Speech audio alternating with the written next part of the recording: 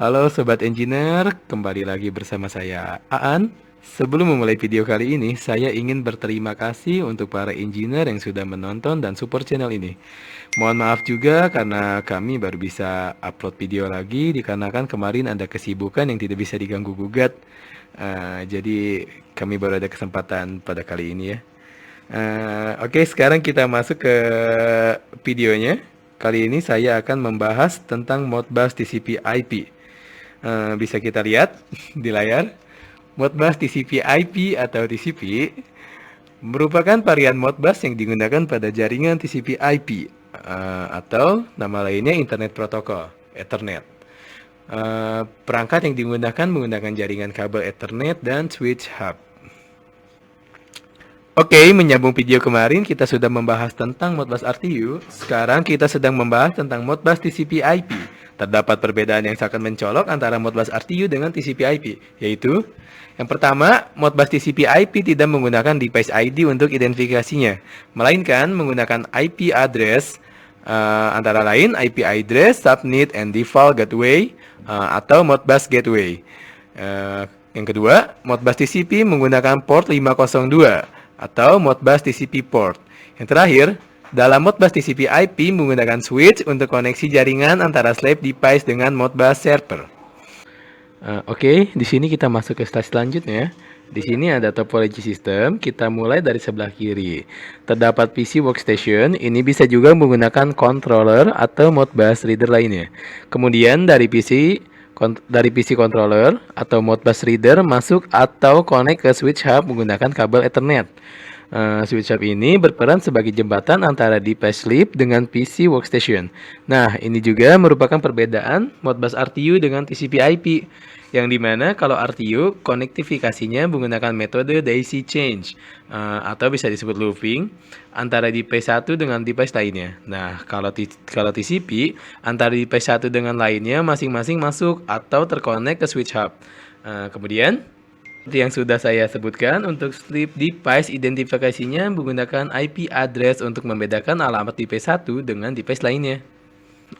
Oke, pada slide selanjutnya ini, apa saja parameter Modbus? Parameter Modbus yang harus disetting umumnya antara lain, di sini kan ada 6 poin yang bisa kalian lihat, seperti stop bit, parity, dan baud rate. Ini merupakan parameter umum yang sama dengan Modbus RTU. Namun di sini yang paling penting adalah IP address sebagai alamat slave device identifikasi perangkat, subnet mask sebagai alamat atau identifikasi jaringan dengan jaringan induk, dan kemudian default gateway merupakan perangkat ID yang spesifikasi merutekan jalur data dari local network. Oke, setelah ini kita akan mensimulasikan bagaimana cara kerjanya. Check it out. Halo, saya Adrian Marsandi. Sekarang kita masuk ke sesi simulasi untuk pembacaan atau konfigurasi Modbus TCP. Mungkin secara materi tadi sudah dijelaskan oleh rekan engineering saya, yaitu Bungaan. Terima kasih Bungaan untuk penjelasannya. Oke, untuk simulasi kali ini untuk device-nya atau slave device-nya itu kita simulasikan dengan PowerTech. Kebetulan kita dikasih pinjam sama Schneider PowerTech-nya. Jadi saya akan sedikit menerangkan, mungkin masih banyak yang belum familiar apa itu PowerTech. Jadi PowerTech adalah sensor energi tanpa kabel. Jadi dia wireless untuk MCB dan MCCB yang berfungsi pertama membaca informasi menggunakan energi atau KWH. Yang kedua, membaca informasi arus, tegangan, daya, faktor daya secara real time. Kemudian menampilkan load balance. Nah, untuk interface-nya dia menggunakan web atau web page. Kemudian yang terakhir dia dapat memberikan alarm apabila terjadi voltage loss atau hasil pengukuran yang melewati batas yang sudah disetting atau yang sudah ditentukan. Jadi ini untuk PowerTech-nya, ini yang tadi saya sebutkan. Ini kebetulan kita dikasih pinjam nih. Thank you banget buat supportnya Schneider. Kemudian di sini ada switch hub, dan saya mau coba baca di laptop atau komputer saya menggunakan jaringan atau Modbus TCP/IP, yaitu dia menggunakan Ethernet, kemudian masuk ke switch hub. Nah, dari switch hub ini kita connect ke PC workstation ataupun controller atau Modbus reader lainnya. Oke, ini sekarang kita balik dulu ke desktop. Jadi yang tadi saya sempat singgung kan, untuk PowerTech itu dia interface-nya menggunakan web base atau web page. Jadi kita cuman perlu istilahnya tembak IP-nya. Nah, ini kebetulan sudah ada IP PowerTech-nya. Jadi ini yang dimasukin itu IP PowerTech ya. IP ini bisa kita rubah-rubah sesuai segmen atau IP device lainnya. Jadi kita harus sesuaikan segmennya. Ini kita langsung masuk aja. Saya akan sedikit menerangkan untuk konfigurasinya. Saya nggak mungkin di next video saya akan lebih detail lagi penjelasannya mungkin. Jadi untuk saat ini sekilas aja ya.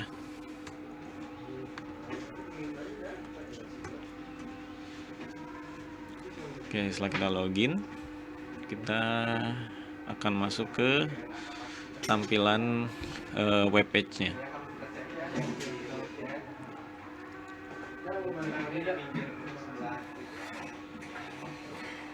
Oh ya, ini nggak perlu jaringan internet ya, jadi ini bisa lokal aja. Jadi dari PowerTech langsung aja masuk ke PC atau komputer kalian ataupun laptop lah. Oke, di sini ada consumption by load-nya. Jadi di sini untuk pembacaannya ada total active power, apparent power, kemudian ada ampere, sini ada voltage. Nah, di sini juga bisa kelihatan meteringnya untuk active energy delivered-nya. Sini satuannya kWh ya. Oke, kita langsung masuk ke settingannya. Untuk settingannya kita bisa ke settings, kemudian klik device. Nah, di sini ini kan saya sudah di tag ya nanti. Jadi saya nggak akan menjelaskan bagaimana sampai sininya. Jadi saya akan kasih tahu aja untuk apa aja yang perlu disetting.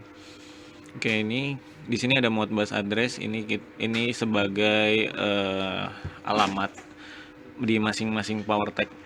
Jadi nanti misalkan kalian punya 10 MCB, nah jadi di tiap masing-masing PowerTech-nya itu harus dibedain di Modbus address-nya. Nah, untuk settingan ini disesuaikan dengan kapasitas MCB yang ada di lapangan.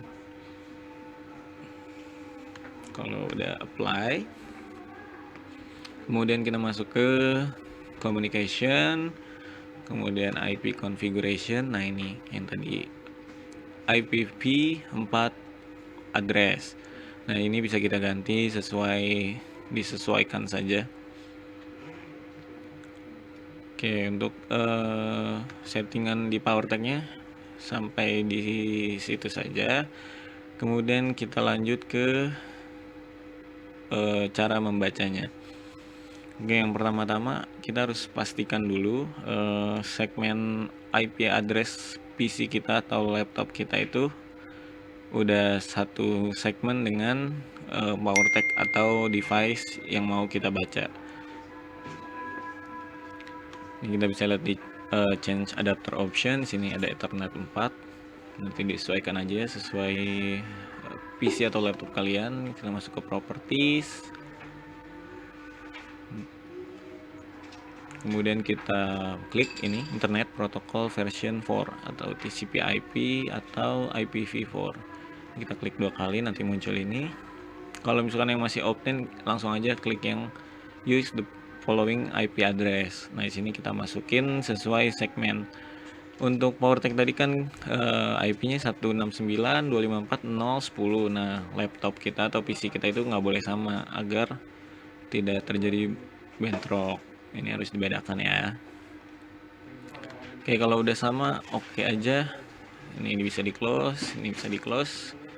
Kemudian kita masuk ke mode scan. Oke, langsung aja kita coba ya. Kita coba connect.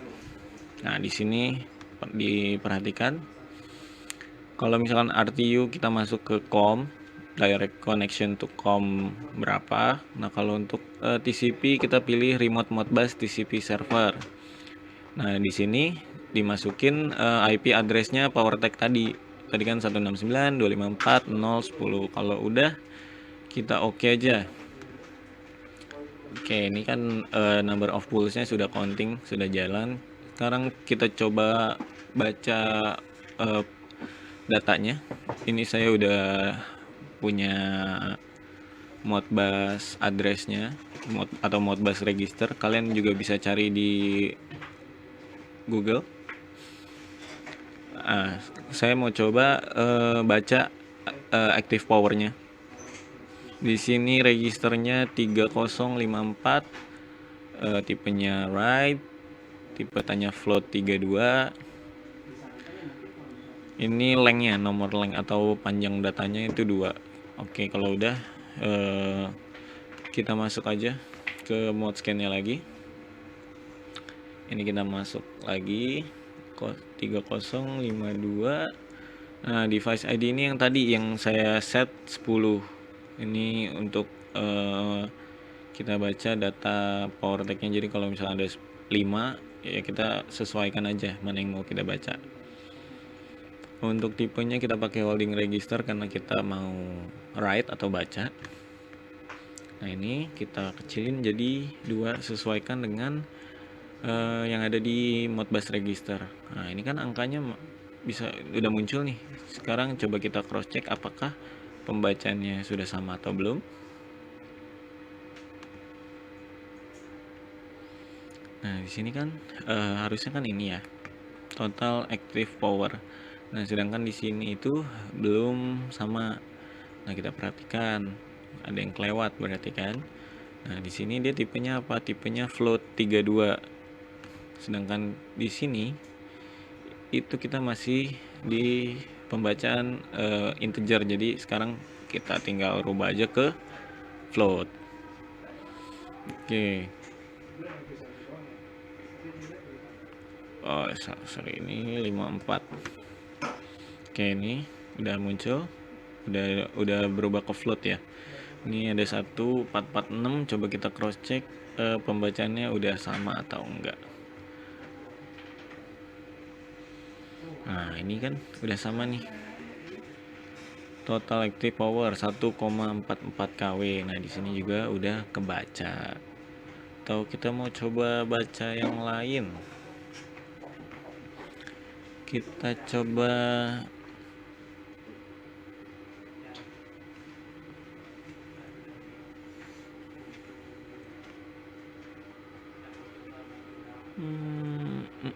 coba kita coba baca itunya ya, Kylie ya, ampere current.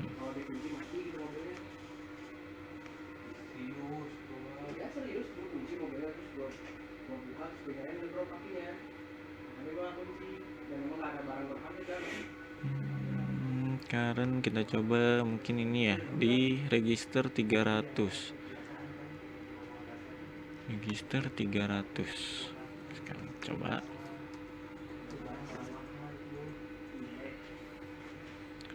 Ini udah kebaca. Kita coba. Ini ya. 6,67. Mungkin akan ada perbedaan karena itu masa di delay time out-nya aja. Cuman nggak masalah. Selama pembacaannya sudah benar, jadi no problem. Oke, mungkin segitu aja untuk simulasi dan konfigurasinya. Mungkin kita akan bahas lebih detail tentang PowerTech kalau misalkan emang para engineer mau tahu lebih dalam, jadi bisa komen di kolom komentar. Oke, sekian dari saya. Kalau misalkan ada pertanyaan atau yang kurang jelas bisa dicoret di kolom komentar atau di email kita. pasti kita balas dan kita respon. Oke, mohon maaf jika ada kekurangan. Terima kasih, selamat menonton. Jangan lupa subscribe dan like video-video kita. Thank you.